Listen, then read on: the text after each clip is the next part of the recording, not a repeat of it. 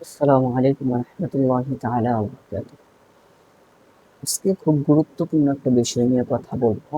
সেটা হচ্ছে হেফজ মাদ্রাসাগুলোতে, হাফিজিয়া যে মাদ্রাসাগুলো আছে, এই হাফিজি মাদ্রাসাগুলোতে যখন নতুন ছাত্র ভর্তি করানো হয়, এই নতুন ছাত্রগুলো কিছুদিন গেলে, কিছুদিন পরে মাদ্রাসাতে থাকতে চায় না, বা বাসায় পালিয়ে যায় কেন, এই বিষয় নিয়ে গার্জিয়ান এবং উস্তাদদেরকে সামান্য কিছু কথা বলার চেষ্টা করব। আশা করি আমরা সকলেই এটা জেনে সচেতন হতে পারব এবং ছাত্রদেরকে আমরা মাদ্রাসাতে সুন্দরভাবে আঁকড়ে ধরে রাখতে পারব। মাদ্রাসাতে ছাত্র আটকানো, মাদ্রাসাতে, হাফেজিয়া মাদ্রাসাতে ছাত্র পড়ানো সবচেয়ে মূল ভূমিকা হচ্ছে গার্জিয়ান। এটা খেয়াল রাখতে হবে, সর্বপ্রথম মূল ভূমিকা। 100%-এর মধ্যে 70% ভূমিকা রাখে গার্জিয়ান তাকে পড়ানোর ক্ষেত্রে। হুজুরদের কাছে সবসময় থাকতে পারে, কিন্তু মাদ্রাসাতে টিকানোর ক্ষেত্রে সবচেয়ে গুরুত্বপূর্ণ ভূমিকা রাখে গার্জিয়ান। আর বাকি যে 30%, এর মধ্যে 25% রাখে শিক্ষক, আর বাকি 5% থাকে শিক্ষার্থীর কাছে, ছাত্রের কাছে। যখন একটা ছেলে, তাকে মাদ্রাসাতে রাখা হয়, হেফজ মাদ্রাসাগুলোতে ভর্তি করিয়ে দেওয়া হয়, তখন শয়তান চারিদিক থেকে তাকে আক্রমণ করার চেষ্টা করে, তার ভিতরে যেন, তার সিনায় যেন কোরআনটা না প্রবেশ করে। এই জন্য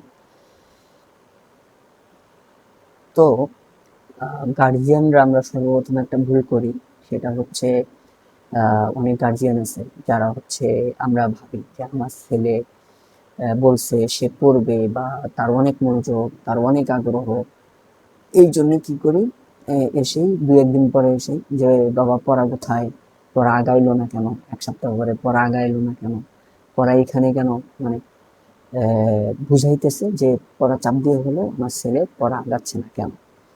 এটা হচ্ছে গার্জিয়ানের সর্বপ্রথম একটা ভুল, যেটা হচ্ছে বাচ্চাকে মাদ্রাসাতে ভালোবাসা, মাদ্রাসার ভালোবাসা সৃষ্টি হওয়ার আগেই সেই মাদ্রাসার যে কারিকুলাম তার উপরে চাপিয়ে দেওয়া হচ্ছে, যার জন্য বাচ্চা কিছুদিনের মধ্যেই বাসায় পালিয়ে যাওয়ার চিন্তা ভাবনা তৈরি হতে পারে, অথবা না পড়ার চিন্তা ভাবনা একবার সরাসরি মাথায় ঢুকে যেতে পারে। তাই যারা হচ্ছে নতুন আমরা সন্তান মাদ্রাসাতে দিয়েছি অথবা দেওয়ার চিন্তা ভাবনা করছি, তারা এই বিষয়টা সবসময় খেয়াল রাখবো যে বাচ্চাকে আমরা শিক্ষকদেরকে আগে চাপ দিতে দেব না। শিক্ষককে বলতে হবে যে যতক্ষণ না চাপ দেওয়া যায় ততক্ষণ আপনি চাপ দেবেন, মানে শিক্ষকের উপরে দেন যে যতক্ষণ না তাকে চাপ দিয়ে পড়ানো যায় ততক্ষণ আপনি চাপ দিয়েন না, আপনি আগে তাকে মাদ্রাসাতে তার মনটা আকৃষ্ট করে ধরে। এটা এইখানে আমাদেরকে অবশ্যই খেয়াল রাখতে হবে। 2 নম্বর হচ্ছে, গার্জিয়ান যখন মাদ্রাসাতে ভর্তি করে রেখে গেল শিক্ষার্থীকে, এরপরে ঘন ঘন বাসা থেকে আসা, বা তাকে ঘন ঘন বাসায় নিয়ে যাওয়া। অনেক গার্জিয়ান বলে যে আমার ছেলে কিছু হবে না, আমি হচ্ছে নিয়ে যাচ্ছি, আমার ছেলের কোনো সমস্যা হবে না, আমার ছেলে মাদ্রাসায় থাকবে।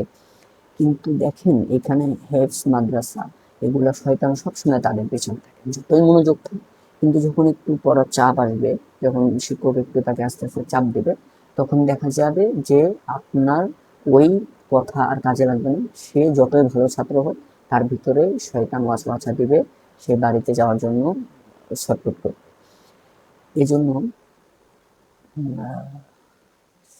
কারেন্টটা চলবে না, এই জন্য আমাদেরকে দ্বিতীয়ত যেটা খেয়াল রাখতে হবে যে ঘন ঘন আমরা যেন আহ, মাদ্রাসাতে নতুন যখন ভর্তি করাই তখন ঘন ঘন যেন না আসি, এবং আমরা যেন ঘন ঘন তাকে বাসায় না নিয়ে যাই, বাসাতে বেড়াইতে না নিয়ে যাই।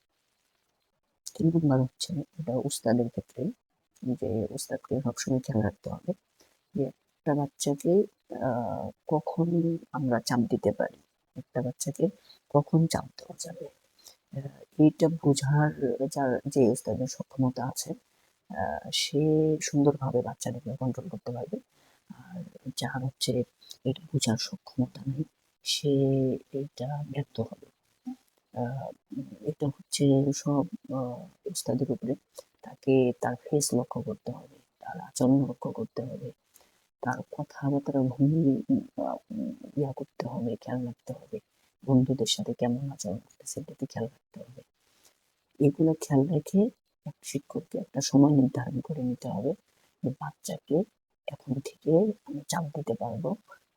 ফলে বাচ্চার কোনো আরেকটা জিনিস খেয়াল রাখতে হবে ঠিকানার ক্ষেত্রে, সেটা হচ্ছে মাদ্রাসার ঘুমের সময়, খেলার সময় এগুলোতে বাচ্চাদেরকে একটু সময় দিতে হবে, অবশ্যই সময় দিতে হবে, উদ্বুদ্ধ করতে হবে। বিশেষ করে নুরানি মাদ্রাসা শাখা যে আছে, এই নুরানি মাদ্রাসা শাখা এটা হচ্ছে নুরানি শাখা যেহেতু বেশি নতুন ছাত্র ভর্তি হয়, অতএব এখানে খেলার সময়টা খুব গুরুত্ব দিয়ে তাদেরকে তারা যেন মাদ্রাসাতে একা একা বসে না থাকে, তারা যেন একা একা না ঘুরে থাকে, শয়তান ওয়াসওয়াসা। অতএব তাদের মধ্যে খেলার মধ্যে, শরীর চর্চার মধ্যে তাদেরকে শামিল রাখতে হবে। বাকি আরো অনেক কারণ আছে, আমরা এইগুলা আমরা নতুনদের ক্ষেত্রে এটা বললাম। পরে আমরা ইনশাল্লাহ যেহেতু কারণে চলে গেছে, আমরা ইনশাল্লাহ পরবর্তীতে আরো এই বিষয়গুলো জানার চেষ্টা করবো যে ছাত্র আমরা কিভাবে একজন ছাত্র যদি ওইরকম মন মানসিকতা তৈরি হয়ে যায় তাহলে আমরা কিভাবে তাকে আনতে পারি।